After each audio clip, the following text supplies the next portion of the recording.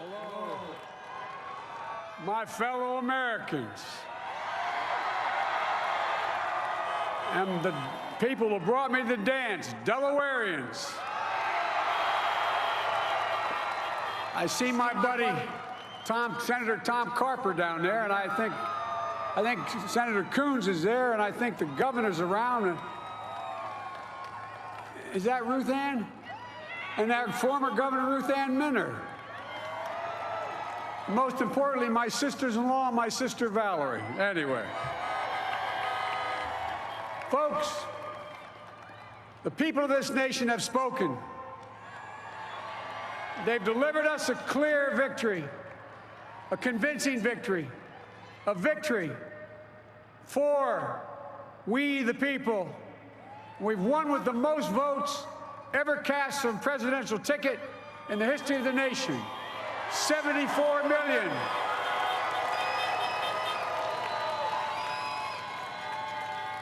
What I must admit has surprised me. Tonight, we're seeing all over this nation, all cities and all parts of the country, indeed across the world, an outpouring of joy, of hope, renewed faith in tomorrow, bring a better day. And I'm humbled by the trust and confidence you've placed in me.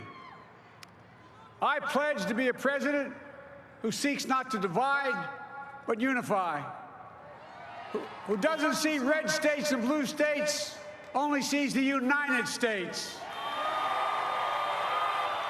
and work with all my heart, with the confidence of the whole people, to win the confidence of all of you. And for that is what America, I believe, is about. It's about people, and that's what our administration will be all about.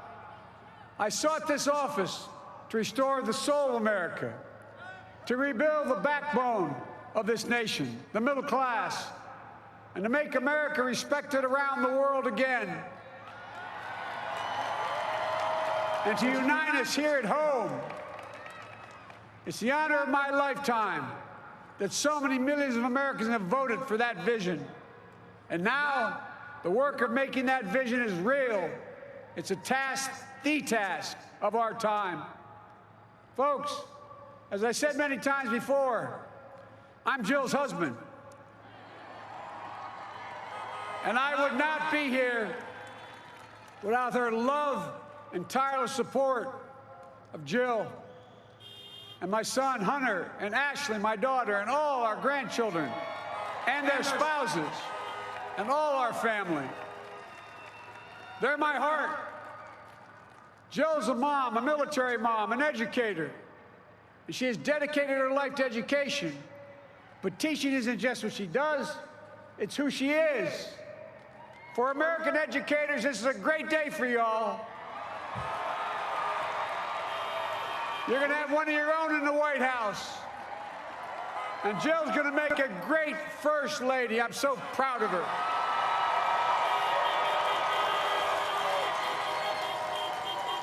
And I'll have the honor of serving with the fantastic Vice President who you just heard from, Kamala Harris,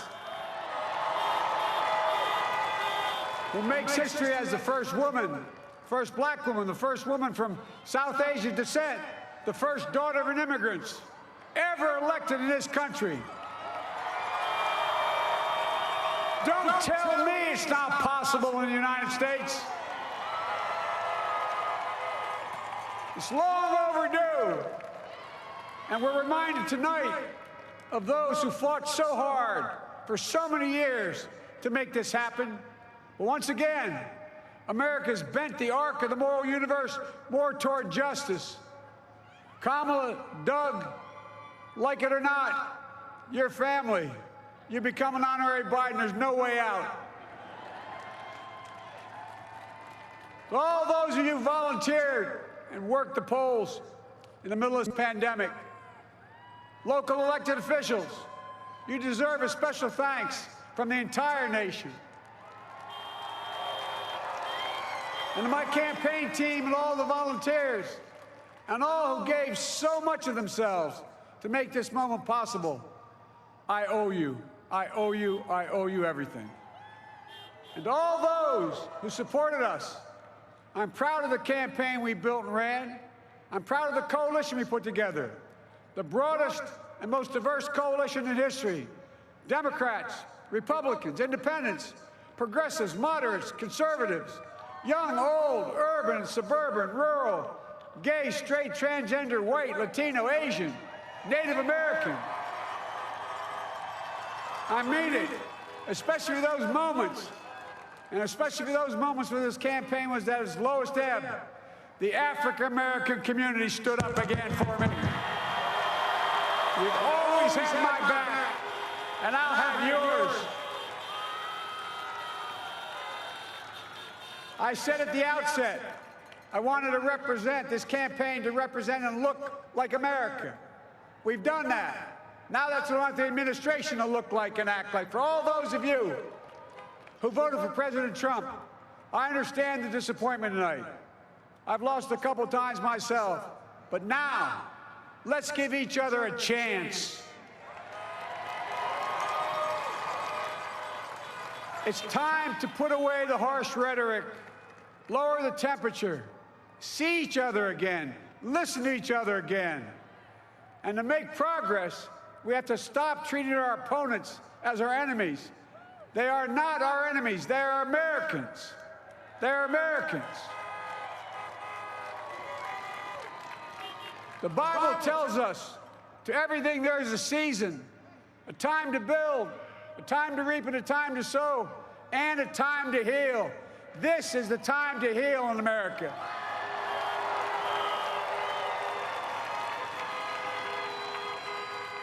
Now this campaign is over. What is the will of the people? What is our mandate? I believe it's this. Americans have called upon us to marshal the forces of decency, the forces of fairness, to marshal the forces of science and the forces of hope in the great battles of our time. The battle to control the virus, the battle to build prosperity, the battle to secure your family's health care, the battle to achieve racial justice and root out systemic racism in this country. And the battle to save our planet by getting climate under control. The battle to restore decency, defend democracy, and give everybody in this country a fair shot. That's all they're asking for, a fair shot. Folks, our work begins with getting COVID under control. We cannot repair the economy, restore our vitality, or relish life's most precious moments, hugging our grandchildren, our children, our birthdays, weddings, graduations, all the moments that matter most to us until we get it under control. On Monday, I will name a group of leading scientists and experts as transition advisors to help take the Biden-Harris COVID plan and convert it into an action blueprint that will start on January the 20th, 2021. That plan will be built on bedrock science. It will be constructed out of compassion, empathy, and concern. I will spare no effort, none, or any commitment to turn around this pandemic. Folks, I'm a proud Democrat, but I will govern as an American president. I'll work as hard for those who didn't vote for me as those who did. Let this grim era of demonization in America begin to end here and now.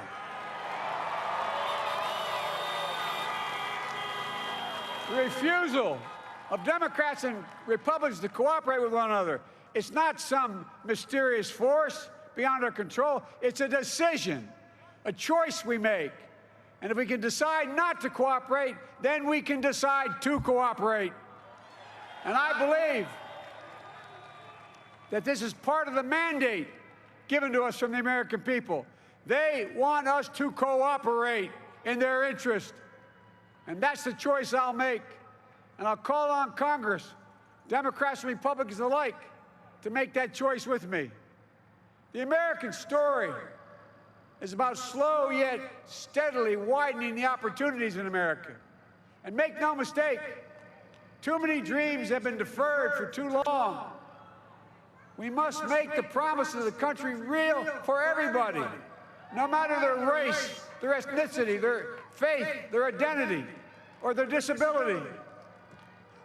Folks, America has always been shaped by inflection points, by moments in time where we've made hard decisions about who we are and what we want to be. Lincoln in 1860, coming to save the Union. FDR in 1932, promising a beleaguered country a new deal. JFK in 1960, pledging a new frontier. And 12 years ago, when Barack Obama made history, he told us, yes, we can.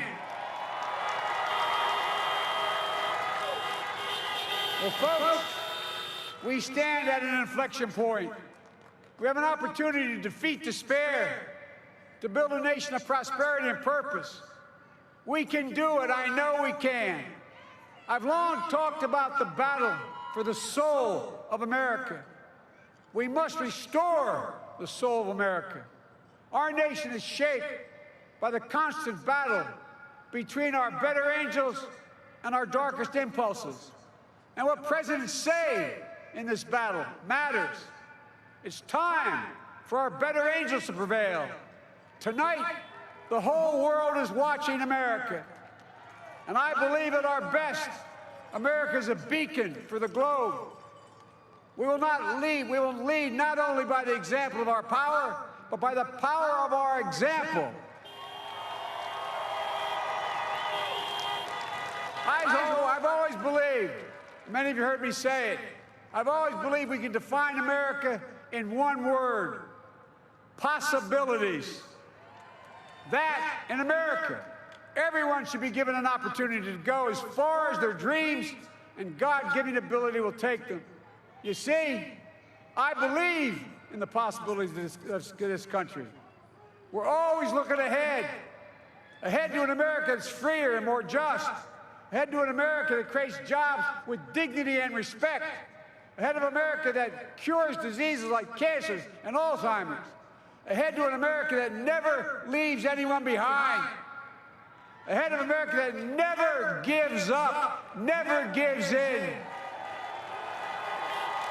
This is a great nation. It's always been a bad bet to bet against America. We're good people. This is the United States of America, and there's never been anything we've been not able to do when we've done it together. Folks, in the last days of the campaign, I began thinking about a hymn that means a lot to me and my family, particularly my deceased son, Bo. It captures the faith that sustains me and which I believe sustains America. And I hope it can provide some comfort and solace to 230,000 Americans who've lost a loved one to this terrible virus this year. My heart goes out to each and every one of you. Hopefully this hymn gives you solace as well. And it goes like this: and he will raise you up on eagle's wings, bear you on the breath of dawn, and make you to shine like the sun, and hold you in the palm of his hand. And now together, on eagle's wings, we embark on the work that God and history have called upon us to do, with full hearts and steady hands, with faith in America and in each other, with love of country, a thirst for justice. Let us be the nation that we know we can be, a nation united, a nation strengthened, a nation healed. The United States of America, ladies and gentlemen, there's never been anything we've tried we've not been able to do. So remember, as our grandpapa used to say when I walked out of his home when I was a kid up in Scranton, he said, "Joey, keep the faith." And our grandmother, when she was alive, she yelled, "No, Joey, spread it. Spread the faith. God love you all. May God bless America, and may God protect our troops." Thank you, thank you, thank you.